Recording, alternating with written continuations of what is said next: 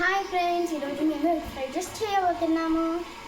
First మీరు oil వేసుకోండి, తర్వాత జింజర్ పేస్ట్ వేసుకోండి ఒక స్పూన్. దాని తర్వాత ఉల్లిగడ్డలు వేయండి, దాని తర్వాత మిర్చి వేయండి, బాగా కలపండి. టమాటాలు వేయండి, కొంచెం కొత్తిమీర, కరివేపాకు, ఇప్పుడు కొంచెం పుదీనా, దాని తర్వాత సాల్ట్ వేయండి, కొంచెం పసుపు. ఇప్పుడు బాగా కలపండి. తర్వాత కొంచెం ఎగ్ వేయండి, తరువాత క్యారెట్,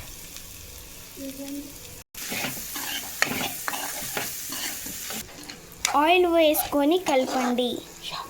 లాస్ట్లో కారం వేయాలి, ధనియాల పొడి కొంచెం వేసుకోండి.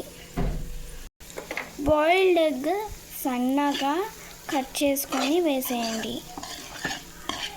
తర్వాత అన్నం కలపండి.